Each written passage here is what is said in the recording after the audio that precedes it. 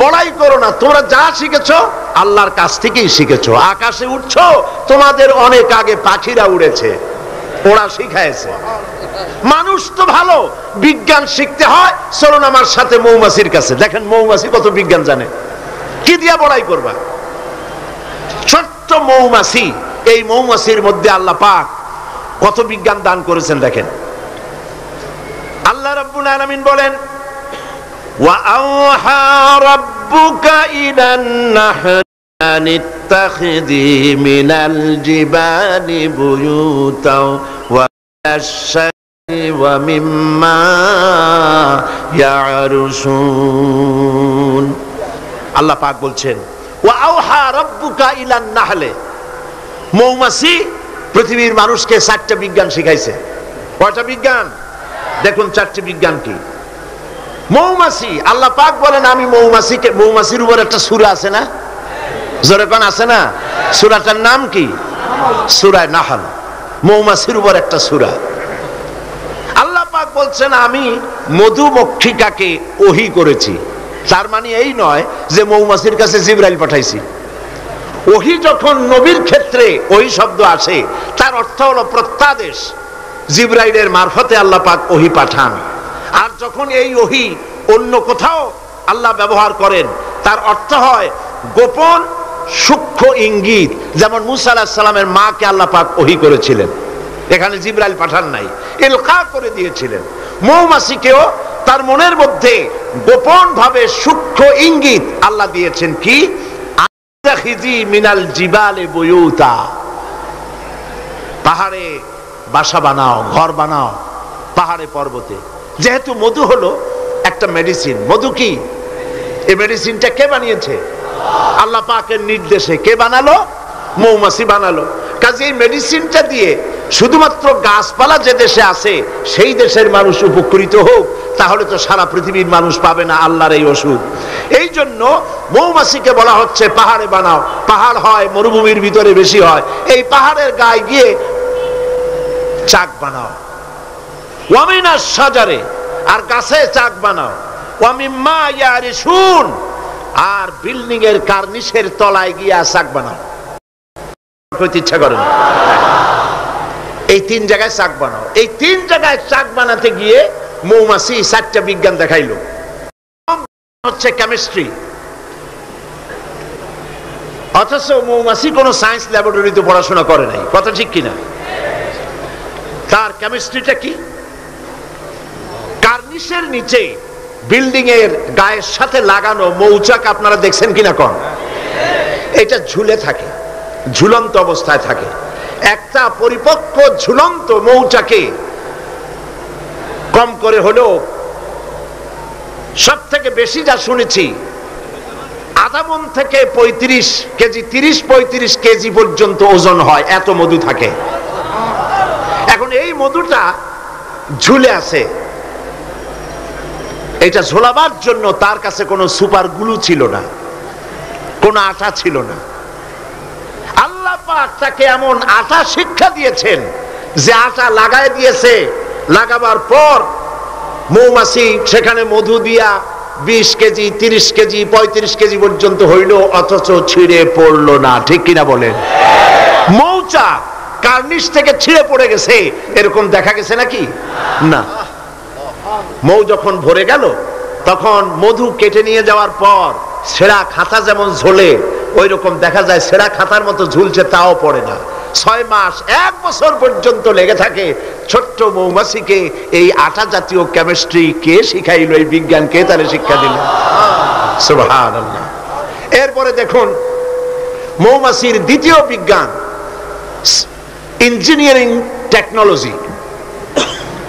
মৌমাছি বাসা বানালো, সেই বাসা 6 কোণ বিশিষ্ট চেম্বার, এক একটা চেম্বার 6টা কোণ। লক্ষ্য করে দেখবেন, সমান মাপের কোণ বিশিষ্ট চেম্বার তৈরি করে লক্ষ লক্ষ চেম্বার। অথচ তার কাছে জ্যামিতি বক্স ছিল না, তার কাছে মেশিন মাপ করে সুন্দর করে এটা কিভাবে সাজায়া এই মৌমাছি ভিতরে মৌ ঢুকাইয়া আবার চেম্বারগুলির মুখ আটকায় দিল, যেন ফোটা ফোটা হইয়া যা সে সঞ্চয় করেছিল তা যেন পড়ে না যায়। এই যে বাসা বানাইলো, এটা হলো তার ইঞ্জিনিয়ারিং টেকনোলজি। এই টেকনোলজি আরো যদি দেখতে চান, বাবুই পাখির কাছে যান। বাবুই পাখিরে ডাকি, বলিছে চড়াই, কুড়ে ঘরে থেকে করো শিল্পের বড়াই। যদিও বাবুই পাখি, চড়ুই পাখি বাবুই পাখিকে এটা বলেছে, আসলে শিল্পের বড়াই করার মতো। এই যে চতুর্দিক থেকে পাতাগুলি ছিঁড়ে এনে যে বাসা বাবুই পাখি বানালো, আগেই কোন সুবহানাল্লাহ।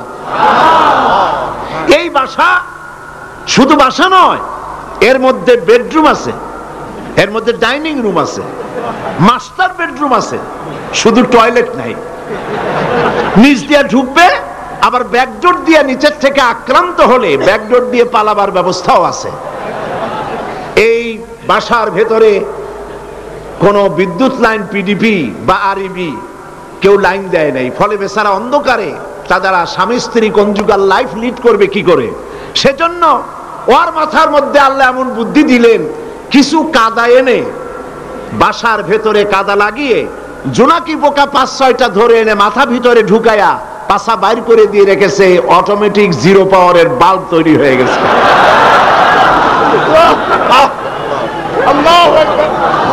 ইঞ্জিনিয়ারিং টেকনোলজি আর কারে বলে?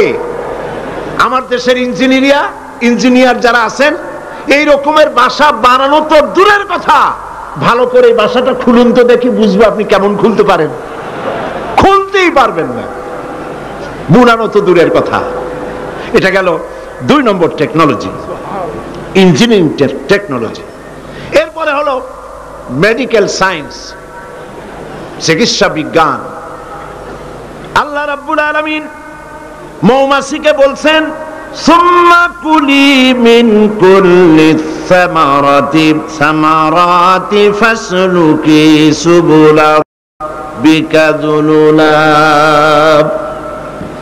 সব রকমের ফুল থেকে মধু চুষে নাও আর তোমার রবের নির্ধারিত পথে চলতে থাকো। সব রকমের ফুল থেকে মধু আহরণ করে মৌমাছি আহরণ করে এক জায়গায় রাখলো, পয়জন হলো না, এটা মানুষের জন্য সেবা হয়ে গেল। আর মধু কখনো নষ্ট হয় না, কখনো পচে না। মধু যদি পিওর থাকে, ওর ভিতরে যদি আপনি কিছু না মিশান, বছরের পর বছর মধুর পিওর থাকবে, নষ্ট হবে না। আলহামদুলিল্লাহ। ঔষধের পচন ক্রিয়া নষ্ট করার জন্য অ্যালকোহল ব্যবহার করা হয়। বিজ্ঞানীরা আবিষ্কার করেছেন অ্যালকোহলের কোনো প্রয়োজন নাই, বরং অ্যালকোহলের পরিবর্তে হালাল মধু ব্যবহার করলেই ঔষধের পচন ক্রিয়া নষ্ট হতে পারে। আল্লাহ পাক বলেছেন, ফিহে শিফাউল লিন্নাস, এর মধ্যে রয়েছে মানব গোষ্ঠীর জন্য সেবা, রোগের প্রতিষেধক। সুবহানাল্লাহ বিহামদিহি। এটা হলো মেডিকেল সায়েন্স। চতুর্দিক থেকে মধু সংগ্রহ করে একত্রিত করছে, পয়জন হচ্ছে না, এটা তার জন্য, মানুষের জন্য সেবা হয়ে যাচ্ছে। 4 নম্বরে মৌমাছির কাছে যে বিজ্ঞান শিখবেন সেটা হলো মেরিন বায়োলজি। আল্লাহ পাক বলছেন, ফুল থেকে মধু আহরণের জন্য তুমি চলে যাও, কিন্তু রাস্তা ভুলে যেও না, রাস্তা ভুলে যেও না। একটা মৌমাছি তার বাসা থেকে, এগুলো নিয়ে যারা রিসার্চ করেছেন, প্রাণীতত্ত্ববিদরা বলেছেন, মৌমাছি ফুল থেকে মধু গ্রহণ করার জন্য নিজের বাসা থেকে 10 মাইল পর্যন্ত দূরে চলে যায়। আপনারা কোনোদিন দেখেছেন কোন মৌমাছি আপনার ঘরে এসে পথ খুঁজতেছে, বাবা বাসা হারাইছি, যাবো কোন পথে? তালাশ করছে কখনো? আল্লাহ পাক বলছেন, তুমি যাবে ফুল থেকে মধু আহরণ করার জন্য, রাস্তা ভুলে যেও না। সুবহানাল্লাহ বিহামদিহি। সমুদ্রের ভিতরে নাবিকেরা যখন জাহাজ চালায়, ইনল্যান্ড রিভার লাইনে, আমাদের দেশীয় নদীগুলিতে স্টিমার যখন থাকে সামনে সার্চ লাইট থাকে, কিন্তু সমুদ্রে শিপগুলি, এদের কোনো সার্চ লাইটের দরকার নাই। সার্চ লাইট জ্বালাই দেখবে কি? পানি আর পানি, কি দেখবে? সেই জন্য তাদের জন্য প্রয়োজন হচ্ছে একটা মানচিত্র আর একটা কম্পাস। কম্পাস, মানচিত্র, রাডার, এগুলিকে ফলো করে স্টিমার শিবগুনি মহাসমুদ্রের ভেতর দিয়ে চলে, পথ হারায় না। এবার আপনি বলেন, মৌমাছি নিজের মৌচাক, এই চট্টগ্রাম কলেজের কার্নিসের নিচে তার বাসা, মধু আহরণ করার জন্য চলে গেল। এখান থেকে 10 মাইল কদ্দূর? বদ্দার হাট নাকি হাটহাজারি? হাটহাজারি গেছে মধু আনতে। ওর কাছে কোনো কম্পাস ছিল? কোনো মানচিত্র ছিল? কোনো মানচিত্র, কোনো কম্পাস নাই।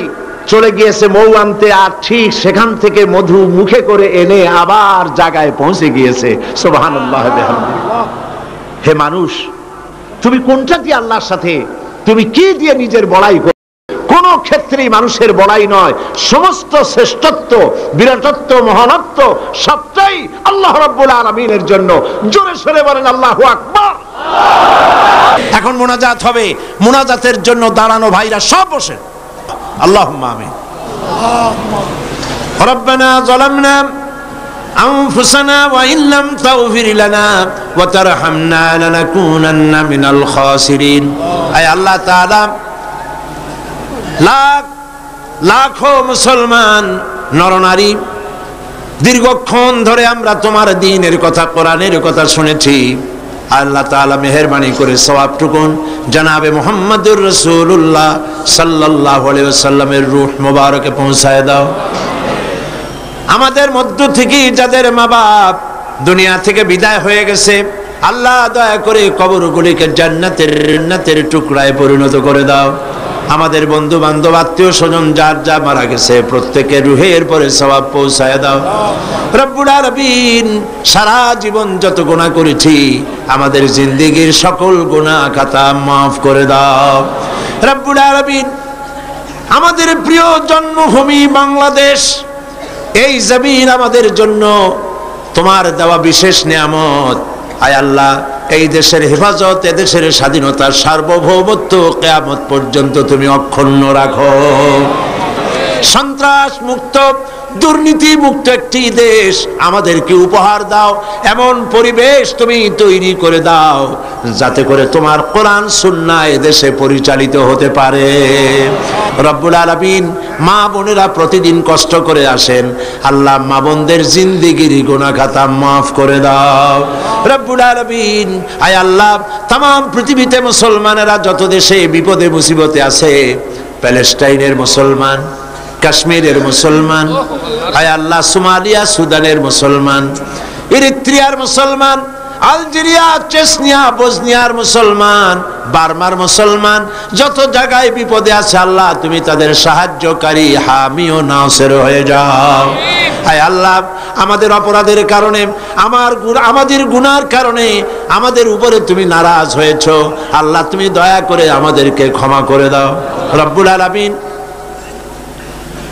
মুসলমানদের উপরে तमाम পৃথিবীর চতুর্দিক থেকে বিপদ ঘনায় আসতেছে, আল্লাহ আমরা তোমার কাছে আশ্রয় চাই। সিত্রুল আরশে মাসবুলুন আলাইনা ওয়া আইনুল্লাহি নাজিরাতুন ইলাইনা বিহাউলিল্লাহি লা ইয়াকদিরু আলাইনা। আল্লাহুম্মা ইয়া মুনজিলাল কিতাব ওয়া মুজরিয়াস সাহাব ওয়া সারিয়াল হিসাব হাজিমিল আহজাব, اللهم اهزمهم وزلزلهم وانصرنا عليهم। اے اللہ تعالی تمہیں مسلمانদেরকে সাহায্য করো। اللهم زدنا ولا تنقصنا واكرمنا ولا تهنا واكرمنا ولا تهنا واكرمنا ولا تهنا واعطنا ولا تحرمنا واثرنا ولا تؤثر علينا وارضنا وارض عنا يا كريم يا رب العالمين. اللهم اعز الاسلام والمسلمين، اللهم اهلك الكفرة والمبتدعة واليهود والهنود والنصارى والمشركين، اللهم شتت شملهم، اللهم مزق جماعهم، اللهم دمر ديارهم، اللهم انصر من نصر دين محمد واخذل من خذل المسلمين. آمين. ربنا تقبل من إنك أنت السميع العليم وتب علينا إنك أنت التواب الرحيم سبحان ربك رب العزة عما يصفون وسلام على المرسلين والحمد لله رب العالمين واجعل آخر كلمة عند الموت لا إله إلا الله محمد رسول الله. السلام عليكم ورحمة الله.